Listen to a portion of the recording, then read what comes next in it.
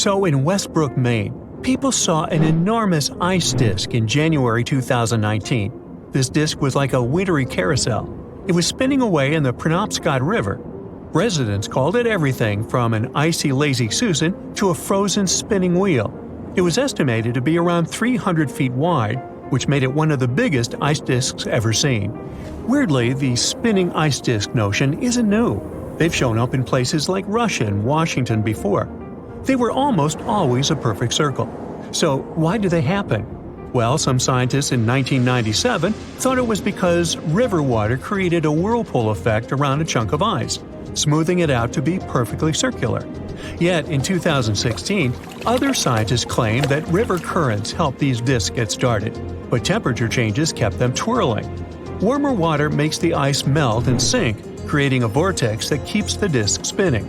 The warmer the water, the faster it spins.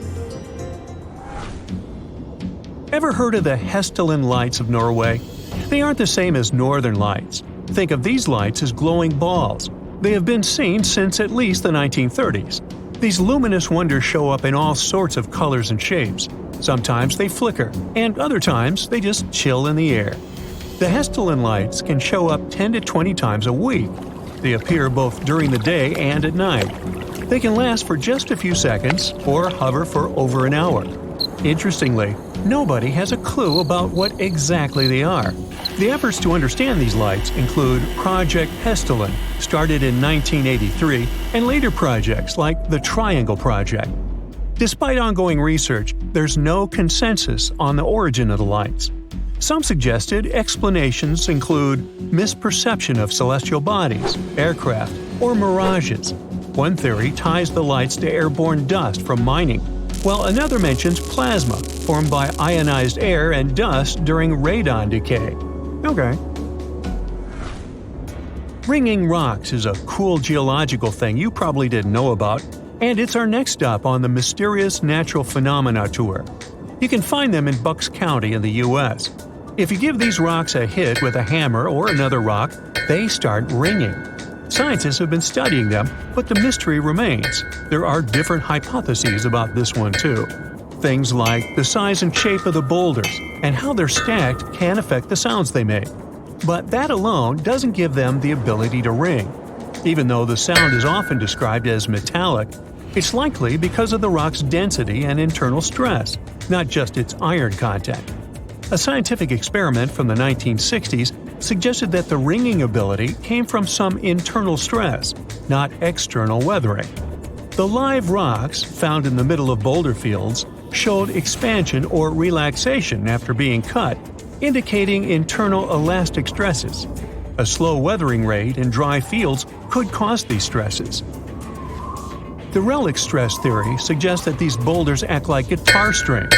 A de-stressed boulder gives a dull thud, but a stressed one resonates at different frequencies. The boulders can still ring when removed from their fields, leading to myths about stealing them. Most fields are now cleared of smaller ringers, and breaking large boulders stops the ringing.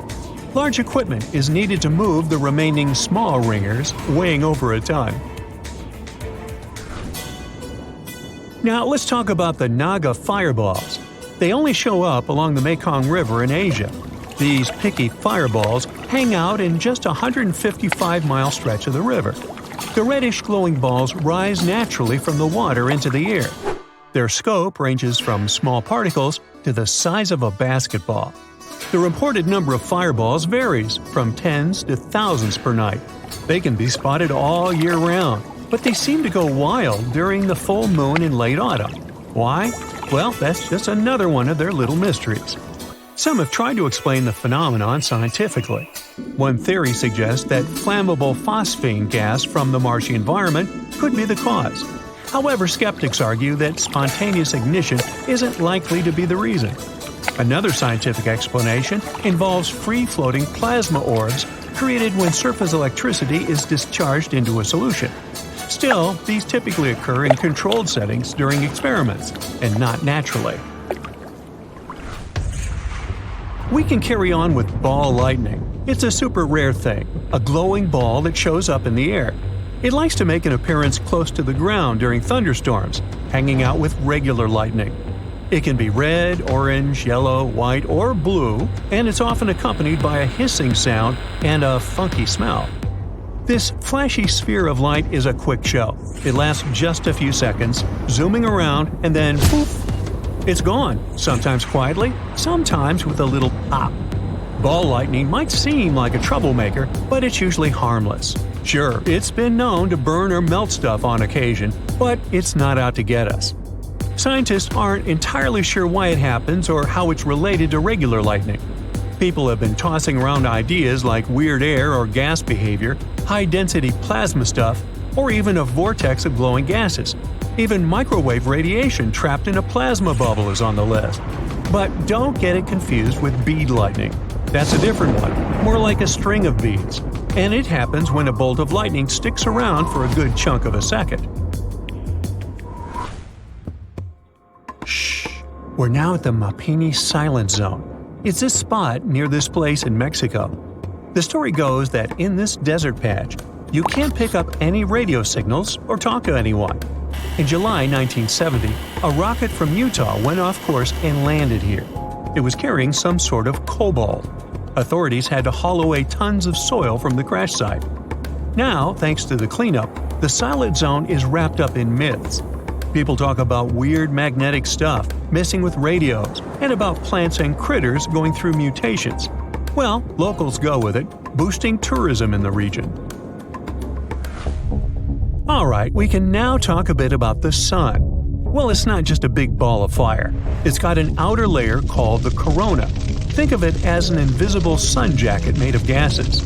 You usually can't see it because the sun is super bright. But there's a trick. During a total solar eclipse, when the moon slides between us and the sun, the corona shows up, all glowing and white. The corona is scorching hot, even hotter than the sun's surface, which is kinda weird. Scientists are on a mission to crack this heat mystery. They found something called heat bombs shooting from the sun into the corona, exploding and warming things up even more. But that might be just one piece of the puzzle. You see, the sun's surface is like a playground covered in magnetic fields. These magnetic fields create cool shapes on the sun, like loops and streamers. Special telescopes help us see these cool patterns up close. The corona stretches way out into space, and from there, it sends out the solar wind that moves through our solar system. Its particles are so speedy that they escape the sun's gravity. So, there's this cool spot called Kuala Selangor Beach that you can only check out when the tide is low. The timing changes every day, and you can't get there when the tide is high. Most of the time, it's hiding under the sea, not even on the map. But when the tide's just right, bam, it pops up. Kind of like Malaysia's own version of Selar de Uyuni.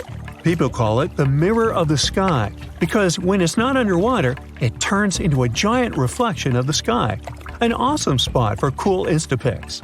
Besides being a sweet travel spot, it's also home to a bunch of marine life, like sea and baby clams that live all over the sandy shores. That's it for today. So hey, if you pacified your curiosity, then give the video a like and share it with your friends. Or if you want more, just click on these videos and stay on the bright side.